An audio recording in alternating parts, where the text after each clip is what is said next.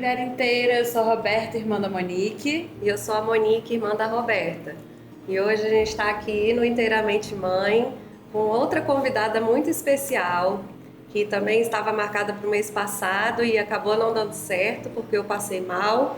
Mas estamos aqui agora para poder gravar para vocês e apresentar. E é a Júlia Pérez, é uma amiga muito especial. Ela é mãe de 2, ela é psicóloga clínica, ela é pastora e esposa e desenvolvedora do Casamento Forte, que é... Quer explicar, Ju? É um projeto voltado para casais no intuito da gente estudar, aprender ferramentas, coisas do dia a dia que nos auxiliam a ter um bom relacionamento. Então o objetivo é, conforme foi chegando o pedido de ajuda a gente, né, vinham pedidos e a gente, puxa, como ajudar tanta gente? Então surgiu a ideia do Casamento Forte. Hoje a gente trabalha com mentorias e imersões que juntam palestrantes que trabalham na área, que têm então a expertise profissional da área, para ajudar casais nessa jornada 2, que é desafiadora, mas é maravilhosa. E eu posso falar que já participei já algumas vezes. Acho que participamos de todos, né? Eu e o Hugo já palestraram. Fomos muito beneficiados mesmo, né? E realmente hoje a gente trouxe, né, Beta, com o tema de comunicação.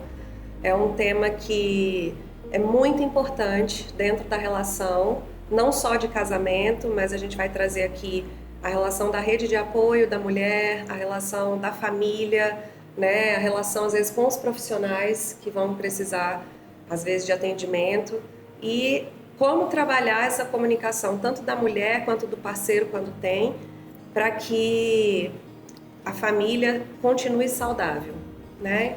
Comunicação é um dos temas, para mim, de maior relevância, né? Porque é um dos temas também que dentro do consultório eu sinto muita dificuldade nas pessoas que trazem.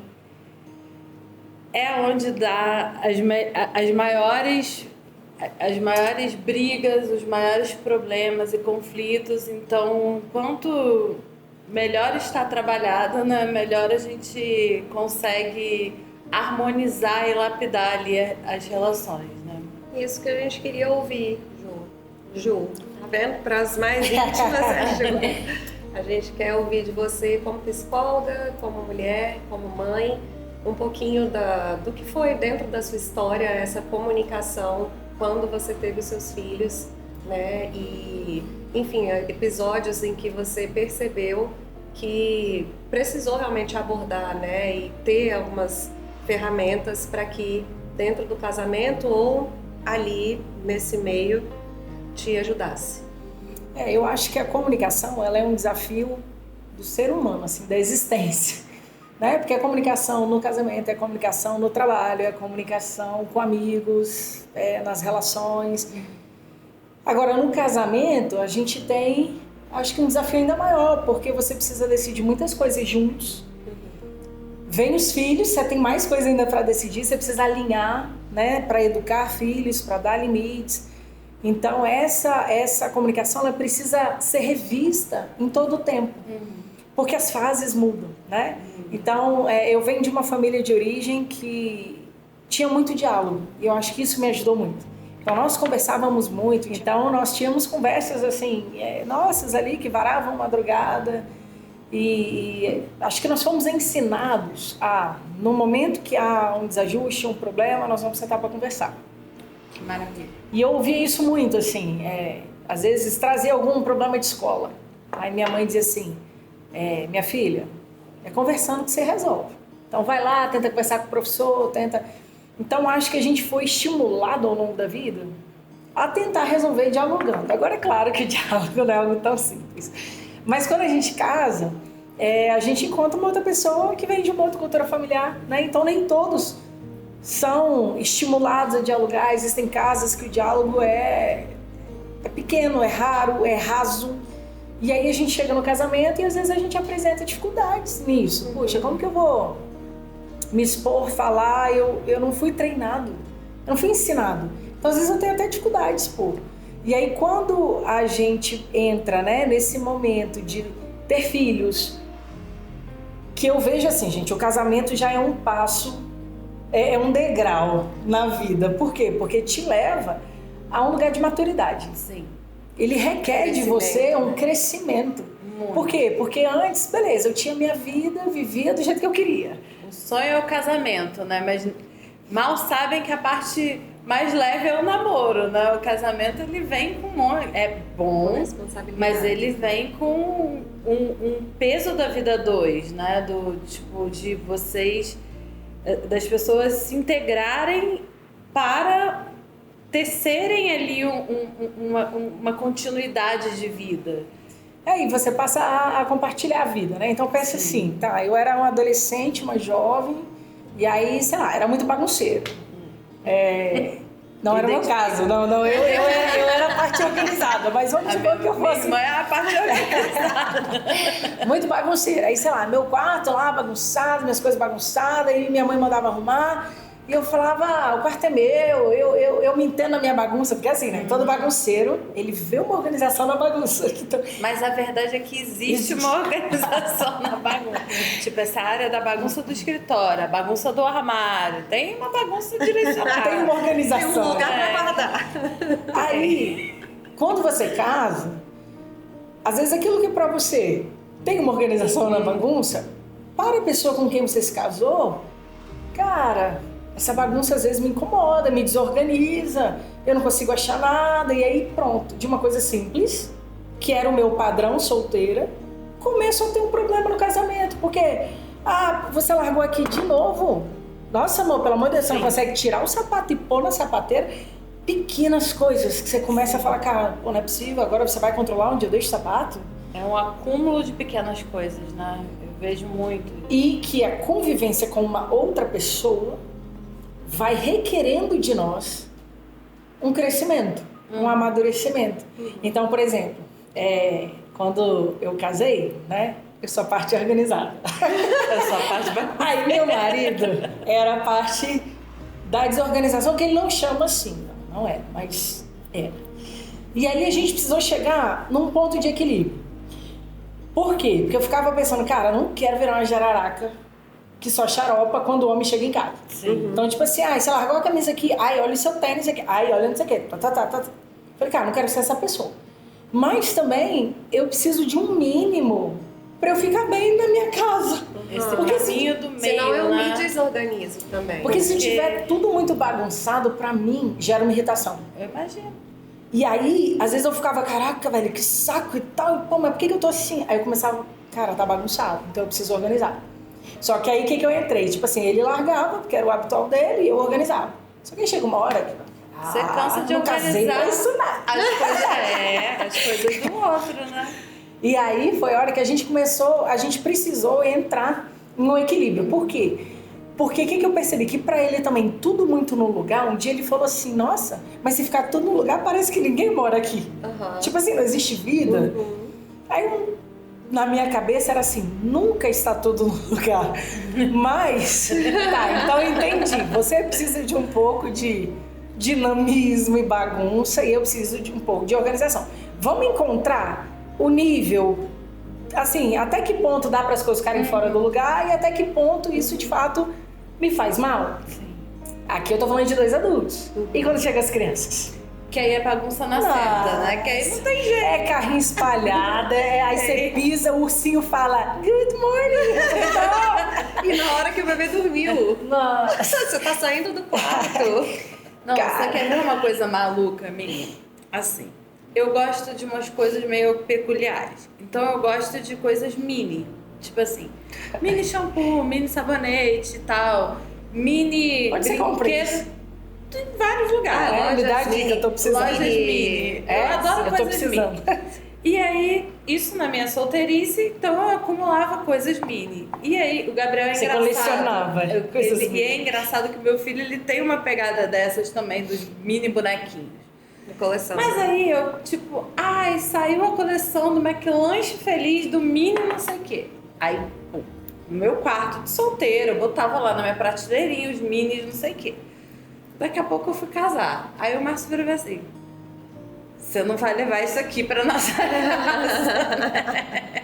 Você vai acumular na sua casa de mini coisas, tipo, vai virar uma... Você já começou a chorar, não, mas eu queria. Assim, é engraçado que aí é onde também vem o equilíbrio, porque eu aprendi hoje a não acumular, sabe? Porque quando tem muita coisa, você lidar com muita coisa também, né? Você tem muita panela, você acaba sujando muita panela, lavando muita panela, você tem muita caneca, daqui a pouco a pia tá cheia de caneca.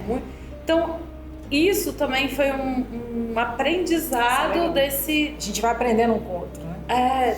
De não ter tanto. Olha que ainda é difícil, mas... E você viu, Ju, dentro dessa chegada dos filhos, porque assim, na sua história os filhos chegaram de uma forma desafiadora também, né? E a gente acaba trazendo humor, né, com relação a essa parte, mas a verdade é que na hora do vamos ver, não é tão bem humorado assim, né? A gente não consegue às vezes olhar no olho, às vezes é uma raiva, uma irritação, um choro. E não é só do fato, né? Também é do momento. Dos hormônios. Isso. De toda... Da forma como está vivendo o novo, né? Então, quer falar um pouquinho como foi?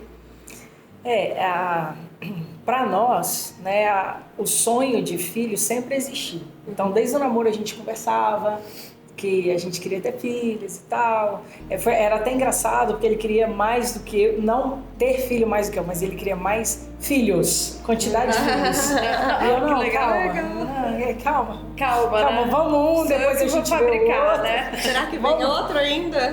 Não, tá tudo certo já. Tá tudo certo. Demos encerrado. Fechamos a fábrica. Então, assim, sempre foi um sonho nosso. Então, eles foram sonhados, planejados. Só que a vida traz curvas, né? E aí eu brinco que, assim, tem algumas curvas que elas vêm sinalizadas. Então, a gente consegue desacelerar, frear um pouco. Mas tem umas que elas brotam e você fala, não sabia que tinha curva aqui. Onde. De repente, você só se vê capotando na vida. Mas, então, o que aconteceu? A gente tinha o sonho de ter um tempo recém-casados para poder viajar, curtir e tal, e depois ter filhos. E eu dizia sempre que eu queria ter filhos cedo, porque meus pais tiveram filhos cedo, e eu achava isso legal, porque assim, a gente já era adolescente, eles eram novos, e a gente fazia muita coisa junto.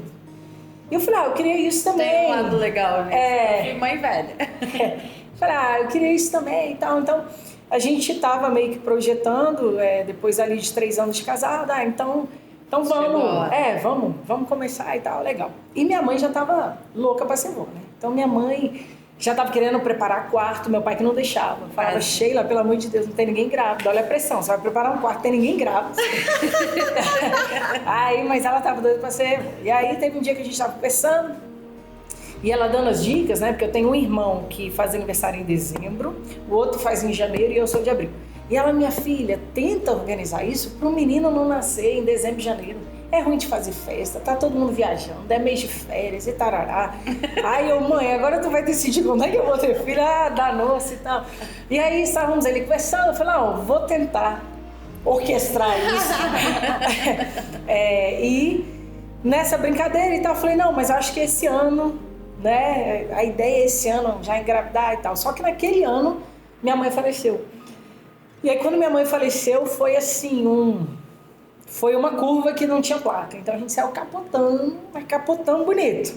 Deu perda total no carro, saímos, sobrevivemos. Mas deu perda total no carro. Também. E aí, a primeira coisa que eu falei com meu esposo, o Marco Antônio, eu falei, amor, sem chance de ter filho agora. Não tenho condição, não quero, não me via sendo mãe, sem o auxílio da minha mãe. Eu falei, cara, eu preciso primeiro viver esse momento. E aí, daqui a pouco, a gente pensa. Já a possibilidade de você se comunicar. Então, você conseguiu dizer o que você estava sentindo e colocar para ele uma visão, né? Foi. Isso já é muito importante, né, dentro da relação. E tem uma coisa legal que você está falando aí, 2 coisas que eu achei muito bacanas, né? Que nem sempre o que a gente planeja vai seguir, né? E a gente precisa recalcular a rota com o outro, Não é só recalcular a nossa rota, simplesmente, né? E uma coisa que, assim, eu não passei com a minha mãe, mas assim, a minha mãe de criação, que foi minha avó, que ela morreu quando o João nasceu, né? Logo que o João nasceu. E o ser mãe sem a mãe, né? Porque a gente tem uma visão, e isso eu vejo no meu consultório também, algumas histórias. Eu já tive muitas histórias dessas, da mulher perder a mãe e ela contava com essa mãe na hora da maternidade. E aí a maternidade, ela precisa entrar em outro lugar, porque fica sem essa rede de apoio que é idealizada ali, né? Porque é uma referência. É esperada, né? De ter esperada, um suporte. Sim. E é isso, né? Olha só, sua mãe sonhou o neto dela, né? E aí quando vem, você, no momento que vocês decidem ter, vem esse baque. Então, de fato, é uma recalculada de rota até para depois amadurecer essa maternidade num outro lugar, de uma outra forma, né? Trazendo ali a mãe espiritual que guia, né? Eu falo que sempre quando eu quero um conselho da minha avó, é muito louco isso. Que ela tá dentro do nosso coração. Tem jeito, sua mãe tá dentro de você. Sim. Né? Eu fico imaginando assim, o que ela faria pra mim nessa situação? Eu ouço a voz dela. Eu ouço ela me falando. E aí, assim, eu consigo encontrar ela espiritualmente, assim, né?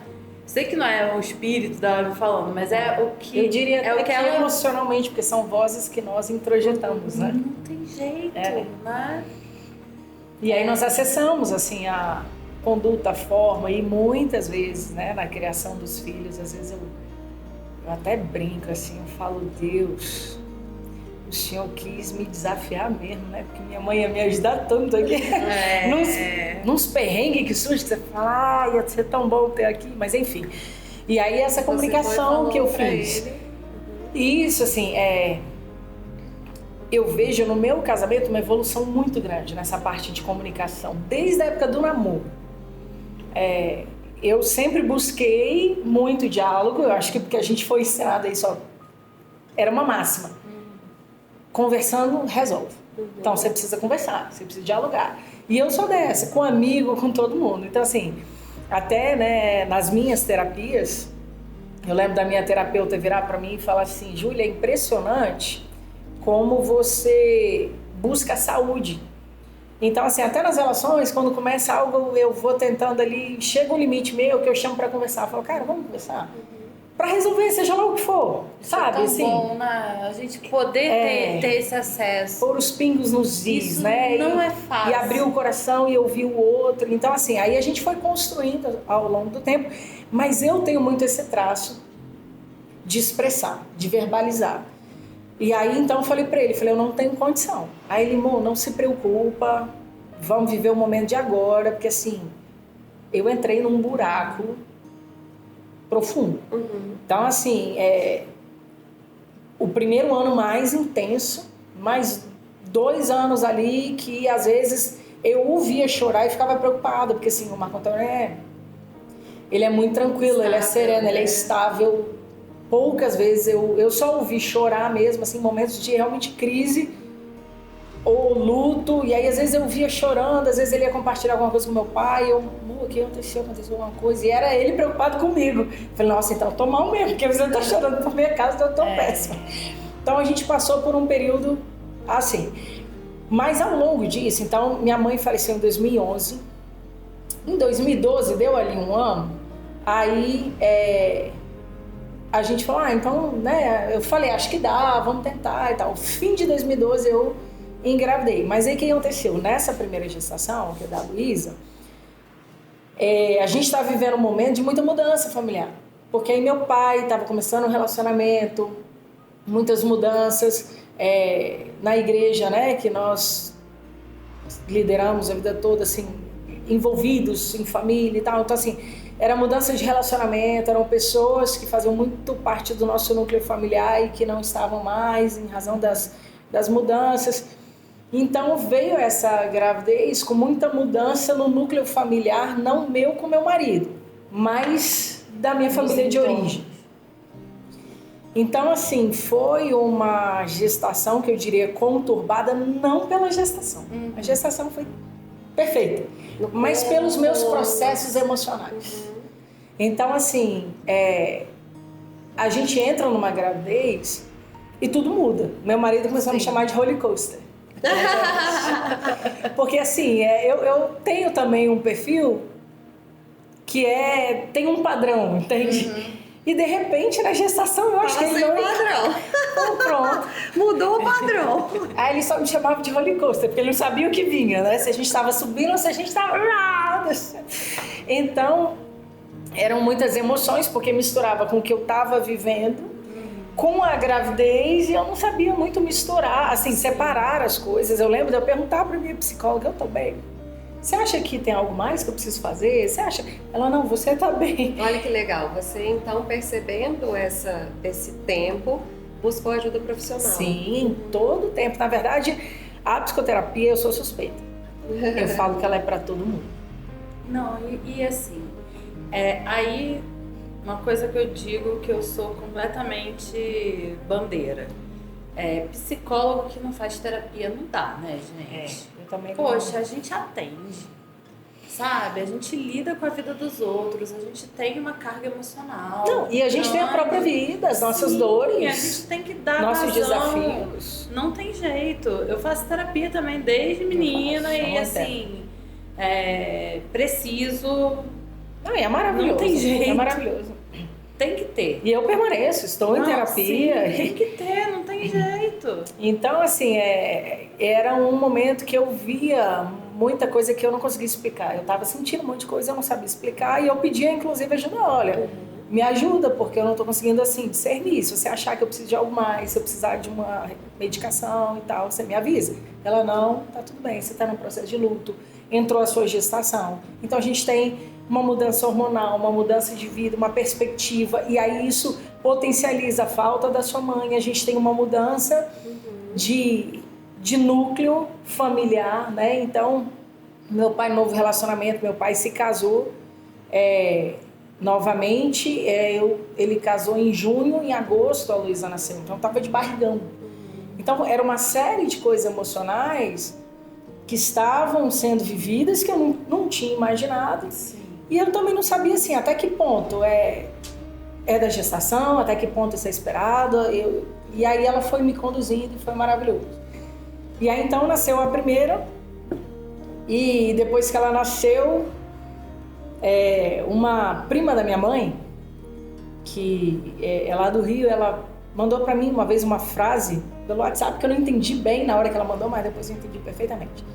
Ela falou assim, porque a família da minha mãe ela é muito prática, assim, a história delas, cada uma passou por desafios e tal, e é uma família que é meio que assim, vamos pra cima, vira a mesa, a gente vai dar um jeito, sabe? Então assim, tem um movimento de não desiste, vai pra cima. Isso, E aí a mensagem dela foi, minha filha, não se preocupe, pata de galinha não mata pinto. Eu li aquilo, eu achei isso.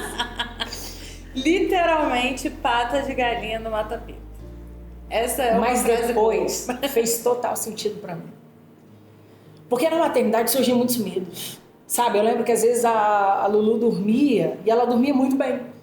Mas aí o pediatra falou... Pediatra não, minto. Pediatra era a favor de dormir. As amigas falavam assim, mas cuidado, porque quando dorme pode dar hipoglicemia, pode... Aí o medo estava em mim, ela estava plena, dormindo, tranquila, engordando, crescendo, estava tudo bem. Mas eu ficava, ai meu Deus, será que não sei o quê? Então, com medo de assim, e se eu fizer errado? E se eu deixar dormir demais? Ou e se eu der, sei lá, leite demais? Ou e se eu der não sei o que demais? Então é o cuidado da galinha. E se eu pisar no pinto? E depois eu entendi o que ela estava dizendo. A galinha às vezes pisa no pinto e ele sobrevive, tá tudo bem. Tipo assim, você vai cometer erros. Não tem jeito. E isso não mata o filho, isso tá tudo bem.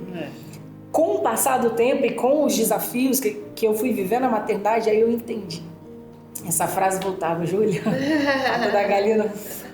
Então, assim, é uma fez relação sentido. nova, né? Assim, o contato com o bebê, você é a mãe ali desde da barriga, né? E eu acho que a gente passa 9 meses ali pra gente conceber isso dentro da nossa cabeça, mas ao mesmo tempo, quando vem... E 9 meses que mudam tudo, né? Muda o nosso centro de equilíbrio, muda a forma de dormir, muda o trabalho, muda o sono, muda a nossa vida. Sim, né? muda. E é uma preparação. Sim. Né? Uma preparação, transforma a gente em um aviso do que está por vir. do que está Que por vai mudar para sempre, né? Forever. E só que a relação, ela vem com a criança no colo, Sim. não tem jeito, né? Porque principalmente a primeira maternidade, você ganha esse título de mãe, né? E junto com esse título vem 1 milhão de demandas, 1 milhão de sentimentos. De medo, de novidade. Sim, não tem jeito. Você pode ter estudado tudo. Lido todos os livros, feito todos os cursos. E eu li muito livro. Todos os cursos, tudo. Mas é um indivíduo subjetivo. Sim. E único. Né? Único. Aí, tá. Eu estudei que o sono é assim, o sono vem assado, pronto. Tem alguma coisa de errado. O neném mama... Não mama desse jeito. Não, meu filho tá com alguma coisa. Não, aí tem outra coisa que eu fico louca com as minhas pacientes. Tem os marcos que eu vi no Baby Center. Meu filho não está completando esse marco. Eu acho que ele tem algum problema. Acho que ele tem algum autismo com 3 meses de idade. Eu falo, meu senhor... Agora, olha só, aqui eu farei uma pausa. Percebe que o maior medo é do adulto? É do adulto. Porque assim, eu acompanhei o Baby Center. Mas assim, e eu achava fantástico. Ele dizendo o que estava acontecendo. Legal, você mas só não pode... não é uma Aquilo caixinha, não é uma regra. Não é um relógio que... Cara, Exatamente. Então assim, às vezes a criança... São só marcos, né? Assim. Dias antes, ou dias depois, ou um mês depois, tá tudo bem. Tá tudo bem. Tá tudo E aí bem. nós precisamos nos trabalhar enquanto pais para conseguir deixar o pintinho viver, porque senão a gente põe tanto medo no pintinho que ele nasce cheio de medo, quer dizer, ele cresce cheio de medo, trauma, e nada disso ele viveu. Às vezes você pega uma criança e fala, por que essa criança é assim? Por causa dos pais. Mas assim, é engraçado, né, Júlia, assim, aí eu vou compartilhar um pouquinho da minha história, né? Eu perdi o João, um ano, né, decorrente de um engasgo. E um trabalho que eu fiz muito com a minha psicóloga na época foi assim, de furar a bolha do Gabriel. Porque assim... Que é o segundo. É o segundo. Porque o que acontece? E isso eu tenho também de monte no consultório. Existe um trauma.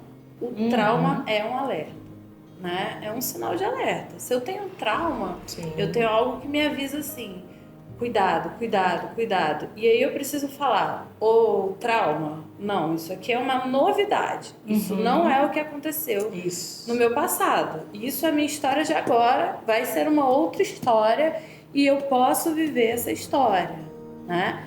Claro que não tem jeito, né? Tem milhões de situações ali que vão... Os gatilhos. Não tem jeito, né? Por exemplo, o João faleceu decorrente de um engasgo. A parte da alimentação, para mim, foi a mais difícil. Mas eu falo, eu fui furando a bolinha dele. Para ele poder viver sem ser uma pessoa, né? De eu ficar... Sim. Super protegendo, né? Porque gerando senão... o que foi em você, nele, o que foi a sua história porque nele. o medo né? é nosso, Sim. né? O medo é E nosso. muitas vezes ele é real. No seu caso, houve um trauma. De verdade. Em outros casos, há só um medo. Sim. Mas independente Isso é um se sistema tem de um alerta. trauma, se é só um medo, é real o sentimento. Eu preciso olhar para ele, eu preciso tratá-lo. trabalhar. Senão eu vou ficar refém dele. Sim. E legal a gente estar falando sobre isso, assim, porque a gente pode trazer um tema que até, né, já é também da sua vivência, que é a fé, a espiritualidade, né? Como que nesse inteirinho de estar passando por um luto, de estar vivendo uma maternidade, depois uma nova maternidade, né, com os desafios, todas nós, né? Mas como que a gente vê, assim, dentro dessa parte da comunicação, que essa espiritualidade pode auxiliar, né, de alguma forma? Então, um exemplo, né? Em alguns momentos que eu vivi, quando eu tive a depressão pós-parto, na gravidez no nascimento do Vitor, em vários momentos eu me recolhia e eu, na minha fé, buscava apoio, né, entendimento, para que eu pudesse me comunicar melhor, para que eu pudesse estar ali presente, plena, né, vivendo ali a situação da maternidade verdadeira, né, e esses medos, eles acabavam se esvaindo muito depois desses momentos, entendeu? Então, eu acredito, assim, que possa contribuir, né? A ciência fala que contribui, mas falar um pouquinho, né, da sua vivência aí já... São coisas que não tem jeito, né? Quando elas se entrelaçam. Claro que precisa do apoio profissional, mas se a gente une o apoio profissional com a fé, a gente tem um ganho, ganho enorme. E relacionado à comunicação mesmo, né? Sim, como que isso pode estar libertando a gente de estar se relacionando melhor, mas nesse sentido. Eu vejo a espiritualidade como algo que faz parte, precisa fazer parte da vida do ser humano, né? Então, nós somos seres com uma capacidade de transcendência e fomos feitos para relacionamentos. E o principal com Deus. Então, se a gente parar para pensar em Deus, né, como o Criador de todas as coisas, como o Pai bom, eu tenho uma referência que eu posso pedir ajuda, e que eu posso imitar, e que eu posso aprender com Ele. Então, assim, essa comunicação, quando você falou, puxa, às vezes deu orar, deu pedir a Deus, me ajuda aqui. Às vezes, muitos momentos, assim, de Deus, sério, o que a gente faz? Por onde a gente vai? Né? Então, imagino que você também, no seu processo de luto, tenha pedido muita ajuda, assim, de Deus. Me ajuda. É desesperador. Assim, eu vou te falar que é louco, assim, porque é inalcançável, sabe? Eu falo que eu não sei como é que eu passei por uma trevas tão grande, assim, sabe? E tipo assim, eu recorri muito a Deus, claro, recorro até hoje, mas era de gritar, assim, de eu dirigir e falar, ai, pelo amor de Deus, me ajuda, Senhor! Sabe, tipo, coisas de puxar meu cabelo, de eu não tô aguentando isso que eu tô passando. E assim, aí depois de dar uma extravasada, dormir horas e assim, né? Eu falo que teve um processo muito forte, porque eu podia ter me revoltado muito ali naquele momento, muito. Mas eu tive eu senti muito Deus do meu lado. E aí, o que eu senti naquele momento? Que revoltar ia ser uma opção. Mas se eu tivesse Deus para mim como o meu suporte, e que se eu conseguisse acessar isso, que eu ia conseguir atravessar. Então, o que aconteceu? Eu resolvi atravessar. Eu falei, eu posso ficar aqui, eu posso me sentir a vítima da minha história, eu posso me acabar de dor, eu posso chorar. É um direito meu, né? Passei por isso, é um direito. Mas eu posso fazer isso sozinha, revoltada, e isso vai me emburacar mais. Ou eu posso escolher ter Deus do meu lado e nesse lugar eu posso me deitar no colo dele e ele vai me levar. Ele me levou. E isso fez toda a diferença. Agora, coisas sobrenaturais aconteceram dentro de uma coisa que eu queria um milagre, né? Porque eu falo muito que, assim, nesse momento é muito louco, porque você questiona também. Sim. Tipo, olha o questionamento. Meu filho morreu e tinha penca de pessoas, igrejas dobrando o joelho para ele viver. Cadê o meu milagre? Não teve. Mas a gente também não tá aqui para morrer. Meu filho morreu. E não teve esse milagre. Mas quantos outros milagres foram acontecendo ali, naquele momento? Essa é a percepção. Sabe? A Quantas percepção coisas da presença de Deus, independente de se da vontade, de né? é o resultado que eu queira ou não, né? Porque ele é pai. Mas infelizmente,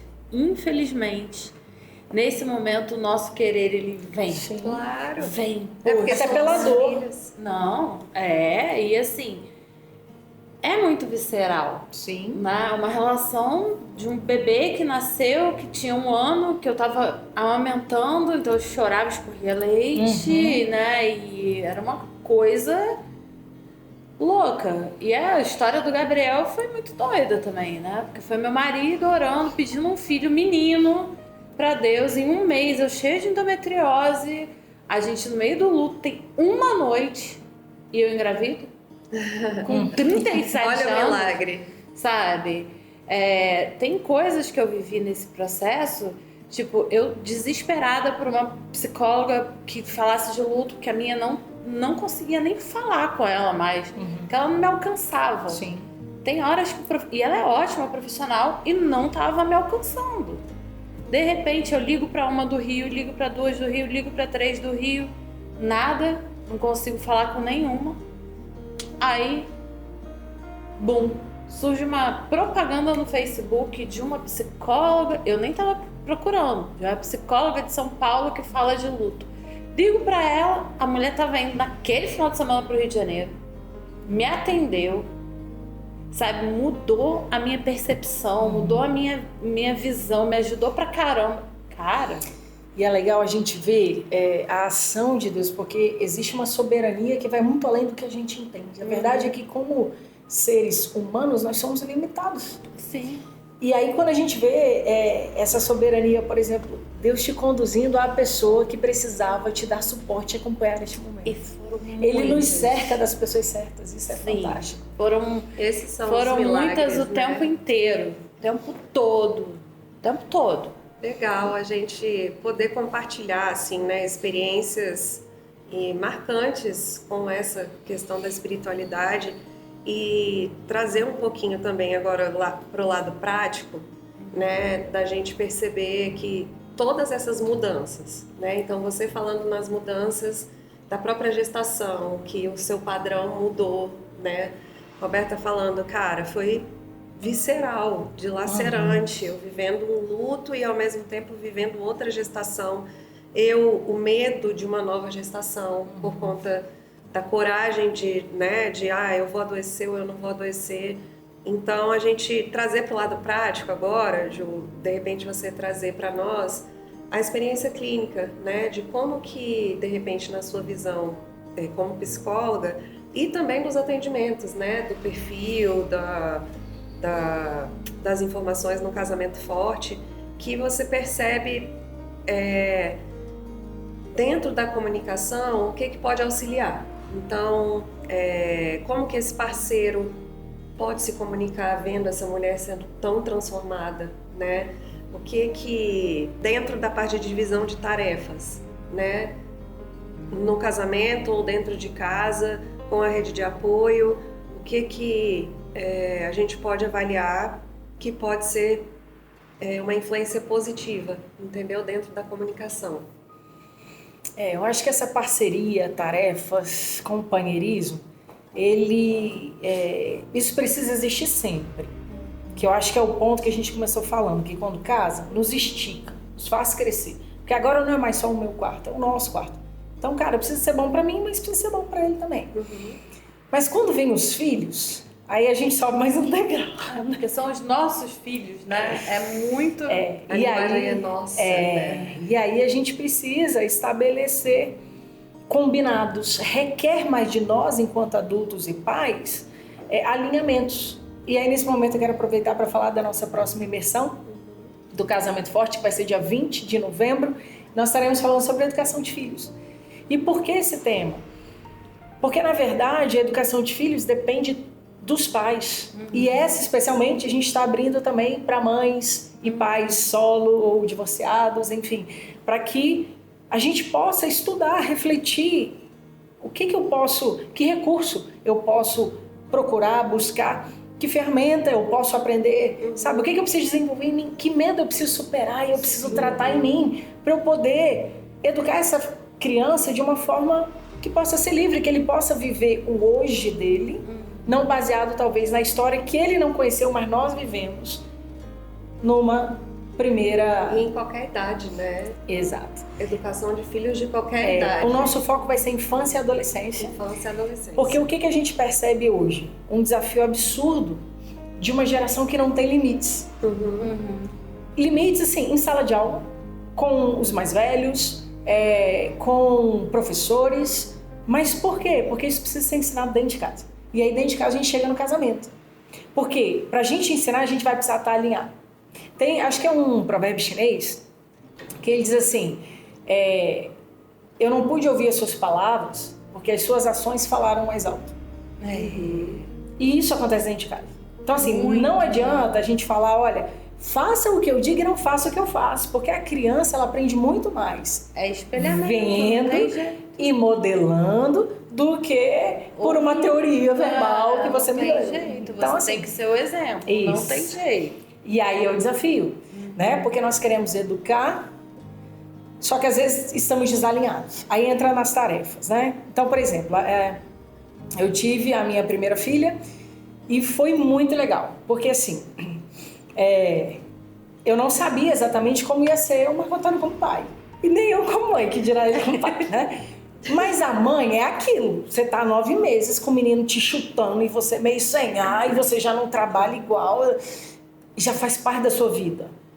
Pro homem, ele assiste, o máximo que ele faz é pôr a mão e sentir, mas é externo.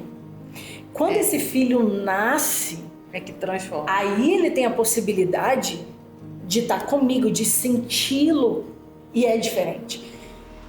E aí nasceu um pai. A mãe nasce um pouquinho antes. Na verdade, assim, a mãe nasce antes, mas lógico, aí vem a amamentação, é aquele desafio, a gente vai aprender um monte de coisa. Mas pro pai, eu acho que é um momento, assim, concreto. Entende? Porque pra gente já tá, apesar de não estar visível, eu não consigo ver o que tá aqui dentro, mas eu sinto. Agora, pro pai, ficou concreto agora, o neném nasceu.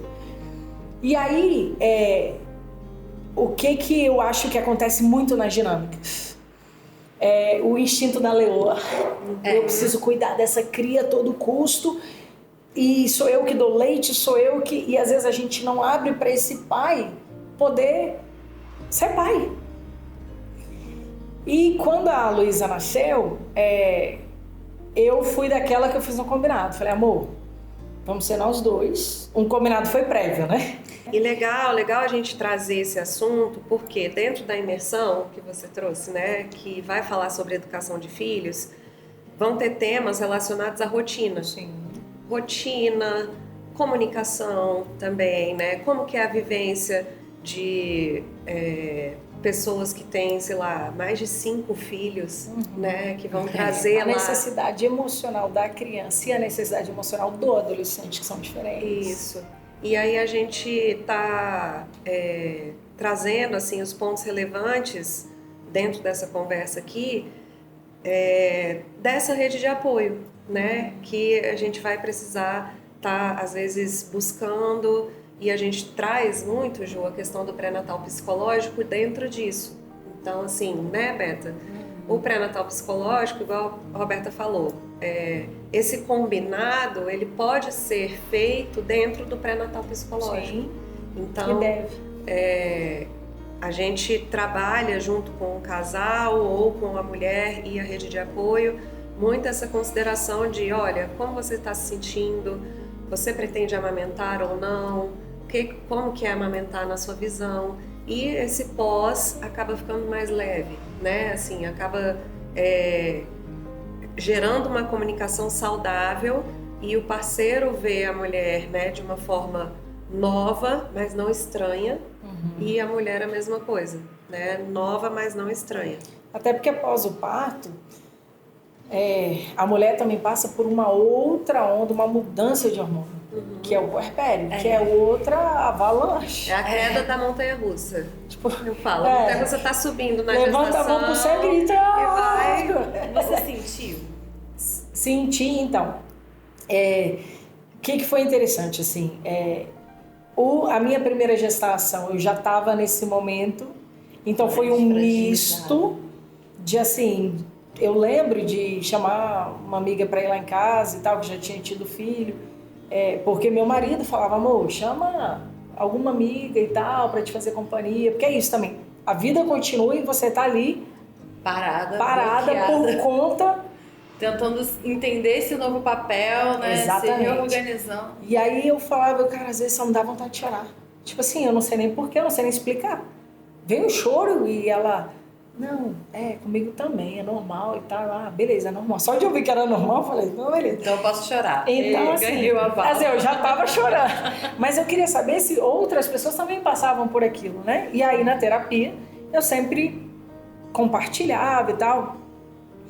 E assim, às vezes meu marido perguntava, amor, o que foi? E eu não sabia explicar. Amor, eu não sei. Aí ele, tem algo que eu possa fazer? Eu falei, não, assim, só me deixa chorar. Mas às vezes pro outro também, você fica assim, até porque eu não sou muito chorona, entendeu? Então pra ele, não é comum assim, tá chorando, normal. Não, tipo assim, caramba, você tá chorando? O que aconteceu? O que eu posso fazer? Não tem nada, eu só preciso chorar. Chorava, lavava o rosto, pronto e vamos.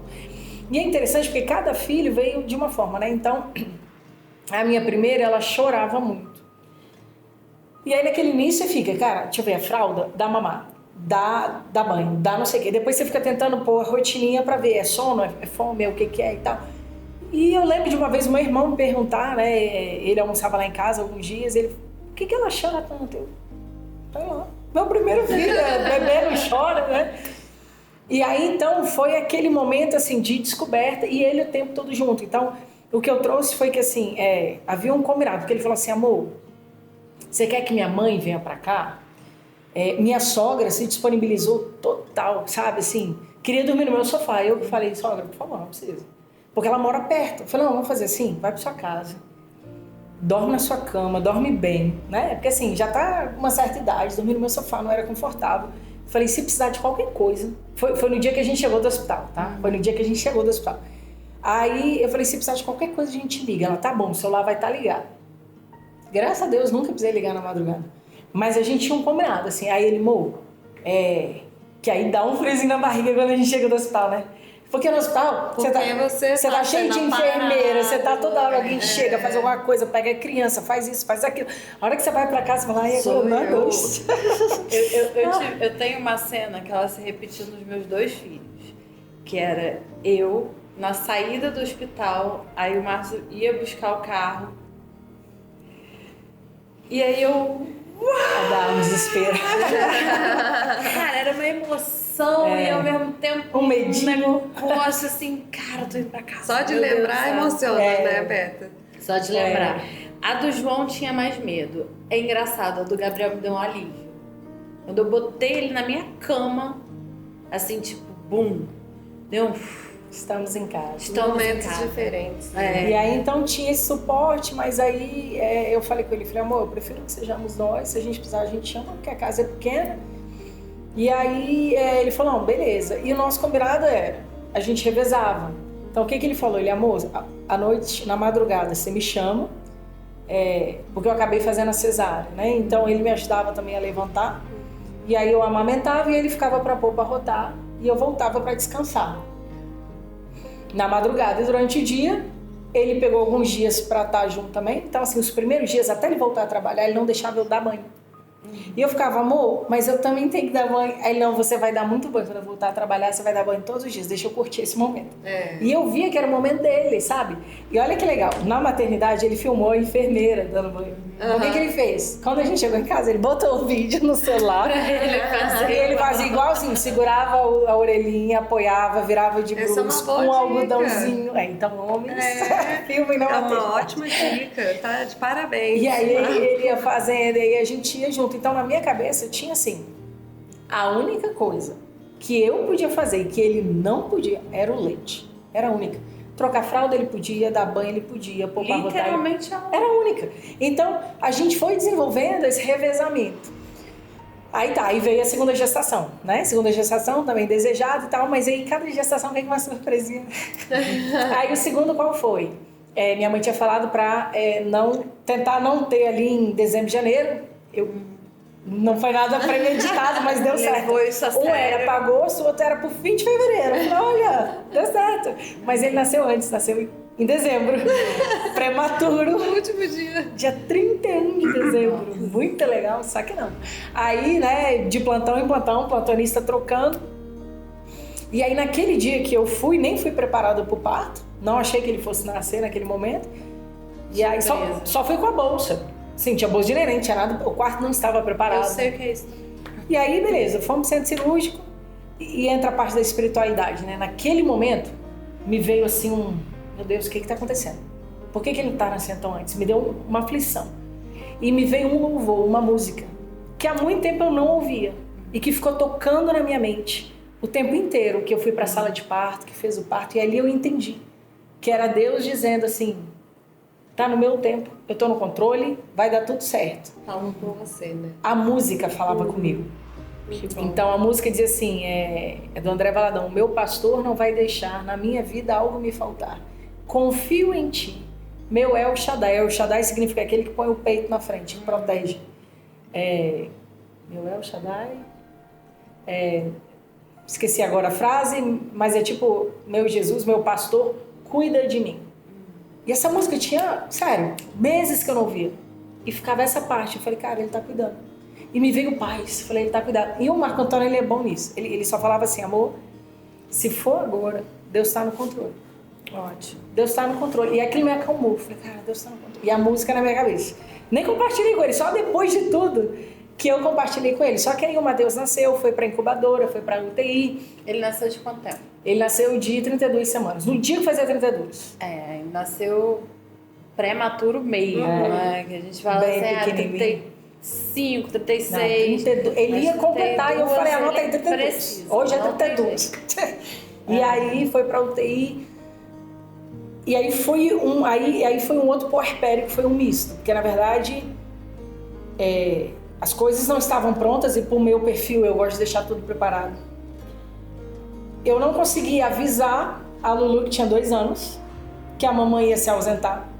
Porque eu gosto de prepará-la também para tudo que ia acontecer. A gente fala assim, é uma criança, é um bebê ainda, né? 2 anos ainda tá no processo, né? Tava desfraldando. E aí eu gosto de preparar, né? Então se eu soubesse, eu ia dizer, mamãe, vai, o seu irmão vai nascer. E aí não deu tempo disso. Ele nem foi posto aqui em mim, foi direto pra UTI. E aí eu falei pro meu marido, né? Pedi a ele para ele sempre acompanhar. E aquele momento de novo que você, Deus, o que está acontecendo? Porque assim, a gestação tranquilíssima, não teve nenhuma intercorrência, nenhum sinal, não tinha nada. E aí naquele momento ficamos um bom tempo no hospital. O Matheus, depois eu voltei para internar com ele quando ele foi pro quarto. E aí nesse, né? Então você vai pro hospital, você tem que dar leite. O leite ainda não tinha descido completamente e a parte emocional afeta muito nisso. E eu, na primeira maternidade, eu doei leite. Na segunda também, mas ainda não tinha descido. Então eu ficava, gente, pingava, sabe? Eu falei, não é possível. E eu querendo dar... Aí tiveram que entrar com fórmula por causa da prematuridade específica, etc. Até ele também ter força pra sugar. Porque tem um processo ali, assim, pra quem não entende, né? Que o bebê, ele precisa ter alguns marcos para sair do hospital. Sim. Então, a mãe do prematuro, ela vai atrás dos marcos, né? Ela vai atrás dele ganhar o peso, dele sugar, né? De todas essas... Para você poder ir pra casa. Para poder levar o nenenzinho para casa. Então, a gente ficou quase 1 mês no hospital. E aí, naquela idas e vindas, né? Porque o tempo todo com livre demanda, quando já no quarto. Mas ao mesmo tempo eu preciso ver a pequena. E aí às vezes eu combinava com o Marco Antônio, Mofi, que eu ia. Chegava lá e ligava, ele se esguelando, o Matheus se esguelando, ele, volta. Aí eu voltava, só que ela ficava, mamãe, filho, papai vai vir, papai não, eu quero mamãe. Coração partido, volta pro hospital. Aí eu ligava às vezes chorando, Marco Antônio, Mô, como é que tá aí? Não, ela já se acalmou, já. Então assim, foi um puerpério também. Aí depois de quase um mês no hospital, nós fomos pra casa. Chegamos em casa, o pediatra falou, olha, minha sugestão é que você tire a Luísa da escola. Olha, porque a comunicação como teve que acontecer. Ela pode né? ser um vetor. Exatamente, a gente avaliar aqui o valor da comunicação entre vocês, entre a o rede tempo de todo. apoio, O tempo né? todo. Com a criança, no caso, Sim. né? Nessa dentro situação de você, adversa, dividindo as demandas, né? Turbilhão, né? De estar assim, o sentimento de culpa, de eu não estou aqui, eu estou lá, como que eu vou fazer? E pra ela, como eu não a preparei, claro que a criança de 2 anos tem um nível de compreensão, mas assim, a mamãe sumiu, entendeu? E agora só vem o papai.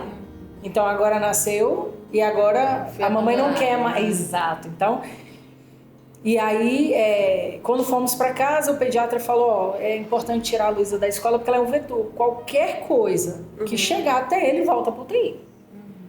Coração acelerou, aí eu virei para ele. Dessa nós não tivemos, eu e o Marco Antônio, um alinhamento prévio. Porque eu falei, doutor, é o seguinte, vou ser muito sincero com você. Se eu tirá-la da escola, eu vou enlouquecer. Quem adoece sou eu. Então, eu entendi o que você está me falando. E eu sei da sua responsabilidade profissional e médica de me informar isso. Mas eu vou mantê-la na escola e vai dar tudo certo. Aí ele olhou pra mim e falou, é um risco. Eu falei, eu sei, vai dar tudo certo.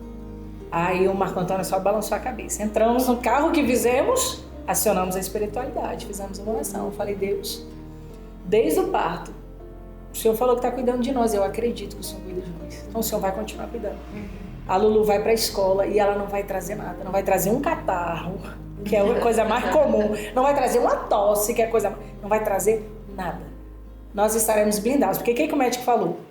Vocês estão indo para casa, nós íamos dia sim, dia não no médico para pesar. Porque ele tinha que continuar, senão voltava para o hospital. E ele falou assim, a gente precisa... Ele foi com quantas semanas para casa? Agora você fez uma pergunta difícil. A gente ficou lá uns 20 dias, 22 dias. Exatamente 22 dias, 3 semanas. Então ele foi com 35 e 2 dias para casa. E aí ele falou assim, você precisa fazer da sua casa um hospital. Então assim, eu não podia receber visita. Ninguém podia visitar, familiares poucos iam, tipo assim. E quando ia, era algo e não sei, quase isso, entendeu? Tudo distante, via de longe, sem tocar, sem não sei o quê. E em todo o tempo pedindo a Deus, Deus, nos ajuda, porque isso aqui tem que dar certo. E aí ficamos assim 4 meses. E eu não saía de casa. Ele falou, evita você sair, porque você é quem tá mais em contato, tá amamentando e tal, beleza. Aí teve um dia que a gente foi, nesse dia sim, dia não, ir no consultório, eu falei assim, doutor, sério, eu preciso sair um pouco de casa. Tá dando bom não? Aí o Marco Antônio, doutor, eu conheço minha mulher, se você disser que é pra ela ficar, ela vai ficar, ela segue. Ela faz certinho, mas eu conheço minha mulher. Quando ela precisa sair. Aí ele falou assim, não, então tá bom, faz assim, no fim da tarde você vai comprar um pão, vai na padaria. Nossa, beleza, aí tudo que tinha, vai no mercado, vai no pão, eu ia. Aí o Marco Antônio falou assim pra mim, ele, amor, eu vi que você tava precisando sair de casa. Que eu voltava do pão e dizia assim, amor, não sei se você viu, cara, o céu tá lindo. Nossa, não sei o quê. Coisas que eu nunca, sabe, assim, observo. No ordinário. Aí você tava presa, realmente você precisa. Foi tudo então, assim, motivado pra saúde mental. Foi. Né? A sua saúde mental. E eu dizendo a ele, ó, eu sei do meu limite. Eu tô no meu limite. Eu preciso. E aí foi a hora que ele começou a me liberar. A gente se revezava pra eu ir um pouco à igreja, mas era assim... Eu chegava, já tinha começado para não abraçar muita gente. Tava terminando, eu já saía, chegava em casa, trocava de roupa, tomava banho, estilo hospital. E isso já no final. Então, assim, os puerpérios foram muito... eu ainda estava num processo de luto e o outro, eu estava fazendo da minha casa um hospital. Porque, assim, nenhuma mãe espera que o bebê vá para uma UTI, que nasça prematuro. E a gente não se prepara para isso. Quem vai se preparar? Não, eu estou me preparando para um bebê prematuro porque eu acho que vai dar ruim. Não, até roupinha de prematuro, né? Quando eu falo, não tinha bolsa, aí eles vão pra UTI e ficam de fraldinha. Mas eu me toquei que não tinha nem roupa, porque a roupa P é gigante com prematuro. Aí minha sogra saiu pra comprar coisa, lavar, secar, enquanto o prematuro ficava grande. Então, assim, foi tudo novo. Enquanto ele tava, os dias que ele ficou na UTI, eu também fui cesárea, porque ele tava céfalo alto e pela prematuridade não podia esperar. Enquanto ele estava na UTI, eu fui com o Marco Antônio no pós-parto, né, pós-cirúrgico ali, ver papel de parede para terminar. Eu já tinha comprado as coisas, mas não estava montado para montar. Então era hospital, cuida de um, cuida de outro, fazia. E aí nesse momento é a hora que as tarefas precisam ser compartilhadas, porque o que acontece? Muitas vezes nós mães, como leoas, queremos, cara, tudo eu, tem que ser a gente. Porque senão eu não ia dar conta. E aí quando a mãe adoece, é ainda mais difícil, porque aí esse pai ele precisa lidar com a esposa, que não está bem, com o filho. Sobrecarga. Então essa rede de apoio ela é muito importante, mas eu acho que também a nossa posição como mães, de pedir apoio, de pedir ajuda, de permitir ajuda, porque às vezes o marido está ali para ajudar e a gente não permite. Porque ele não veste bem, porque ele não faz bem, porque não é assim. E tem hora que a gente dificulta tanto que o marido fala, cara, faz assim, só serve o que você faz você. Só que a gente se sobrecarrega. E aí você fica naquela querendo ser Mulher Maravilha. A gente precisa de ajuda. Então ter ajuda e fora o vínculo com o pai, sabe? A participação do pai desperta nele algo, gente, que eu falo não pode ser coisa privado. Importante também, que a gente é isso, né, que você falou no começo. A gente tem comunicações em várias esferas, né? Tipo, por exemplo, muitas eu não fases. falo com a minha irmã, como eu falo com meu marido, como eu falo com a minha mãe, porque aqui eu tenho um papel. Eu sou irmã, né? Sou amiga, é outro papel. Sim. Né? Temos papéis diferentes. Só que tem uma coisa que a mulher faz na maternidade, muitas vezes, que eu trabalho muito isso com as minhas demandas, né, terapêuticas, que é colocar só o papel da maternidade. E aí esquece que é esposa, esquece que é amiga, esquece que é filha. Esquece da vida. Tudo. Né? Porque, de fato, ali no começo um papel que demanda muito. Se você não tiver braço, e às vezes não tem, tá tudo bem, e aí vai ter que se organizar de uma outra forma. Mas quando tem, aproveita, né? Tem que fazer pausas. Por exemplo, você precisou ir na rua. E muito importante também esse lugar do não estar sempre com a criança. Sim. E se olhar como indivíduo e ter espaços pequenos com o marido. Eu lembro que assim, era muito doido isso, mas foi uma coisa legal. À noite eu não era ninguém na maternidade. Então, o bebê dormia, eu dormia. Então, como é que eu ia encontrar um espaço com meu marido? Eu estiquei a soneca da tarde dos meus filhos até não poder mais, porque eram minhas 2 horinhas acordada de um filminho e bem, porque se deixasse pra noite, pra gente ficar junto à noite, eu tava exausta, eu não era ninguém, eu não ia ter um lugar de esposa. Então às vezes a gente programava antes, assim, tipo, o que a gente vai fazer na soneca? E quando dava ruim a soneca, a gente ficava, ai meu Deus, esse garoto podia dormir mais. Mas era importante encontrar. Então, aproveitando isso que você trouxe, né, Beta, dos papéis, é isso, a gente tem diferentes papéis. É claro que quando a gente se torna mãe, esse papel demanda muito. É tudo muito novo, a gente tá... E é por isso que a gente tem uma licença maternidade, porque é preciso, é necessário. Mas algo que você trouxe, né, de usar os braços. Então, isso exige comunicação, porque eu preciso dizer o que eu preciso. Vamos combinar? E muitas vezes nós, mães, colocamos o filho num lugar assim, de só nosso, de eu que tenho que dar conta de tudo. E fica complicado, porque o filho às vezes entra num lugar que não é o dele. Às vezes desde o dia que chega da maternidade. Claro que ali é bebê, é pequenininho, tem o medinho da mãe, aí põe na cama, põe aí, o menino vai crescendo, aí fica... Às vezes eu vejo filhos grandes no meio da cama do casal, então é isso, sabe? O espaço do casal vai perdendo. O que eu acho importante? É que o filho também entenda que ele tem um lugar muito especial, que ele é desejado, que ele faz parte da família, mas ele tem um lugar dele.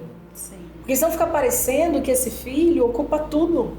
A mulher não é mais mulher, ela não é mais esposa, ela não tem tempo para mais nada, ela não sai com amiga, ela não vive a vida.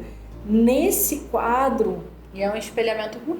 O risco de adoecimento é muito alto e o que essa criança está aprendendo? Porque assim, é tudo para ela? Não é tudo para você. Eu às vezes falo até para os meus filhos assim, ó, deixa eu falar uma coisa para vocês. Antes de vocês existirem, existia vida. Existia casal, existia mundo, existia porque a criança, ela quer tudo para ela. Então, filho, espera um pouco. A natureza a primeira natureza da criança é egoísta, né? Sim. Ela tá ali, ela precisa ser atendida o tempo inteiro, ela não compartilha quase nada, então é uma natureza que ela vai aprender essa comunicação, a socialização, quando ela estiver inserida socialmente, né? E a criança, ela não é o responsável. Não. O responsável é o adulto. Sim. E é por isso que nós, adultos, precisamos nos trabalhar, sabe? Ver o que está acontecendo comigo, às vezes, nessa relação, que de fato... Está invertendo a ordem. Isso, eu preciso rever. E aí é responsabilidade do adulto. E isso é, com certeza, motivo de adoecimento. Sim. Então, isso também são individual pautas. e relacional. Isso. Porque, né, na clínica, eu como psicóloga atendo individualmente e atendo casais. Eu também. E é um desafio. O casal, né, na clínica, o espelhamento não é a pessoa, é o relacionamento. Né? E espelhar uma relação é desafiador. Porque você tem os dois indivíduos ali e o que está acontecendo ali no meio. E né? o quanto que nas nossas relações adultas nós trazemos das nossas crianças, do que nós aprendemos, vimos, ouvimos, o que é um casamento, como que é um relacionamento, como que se trata a mulher, como que se trata o marido, enfim, e a gente traz para as nossas relações. Com certeza. Então, assim, e são as nossas crianças que estão ali, tá entendendo? Tem um fator também que eu acho que a gente não falou aqui, né, na nossa conversa, e eu vou falar brevemente, que existe uma interferência também no tipo de personalidade para a comunicação. Porque também é uma coisa que eu vejo muito, que tem personalidades que são muito introspectivas. Uhum. E a comunicação passa a ser um desafio pessoal. Não é só o fato de ser aprendida, né? Mas é o fato de ser uma barreira da própria pessoa, porque ela fica muito na mente dela e não consegue dar vazão, né? Tipo, eu sou muito extrovertida, eu tenho facilidade em falar.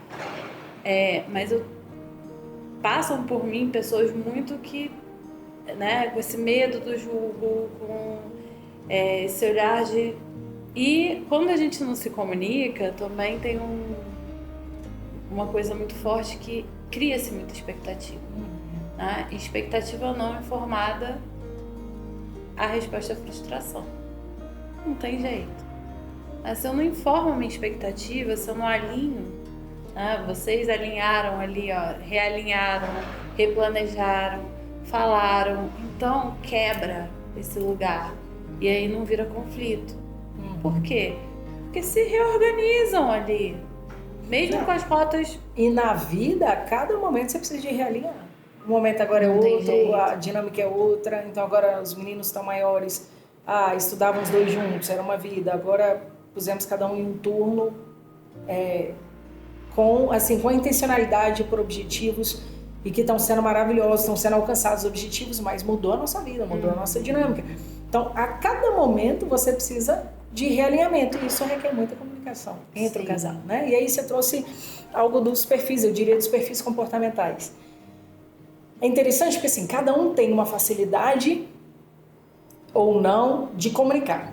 Mas às vezes você tem um que ele é muito sociável, ele é falador, mas nem sempre ele é profundo. Sim.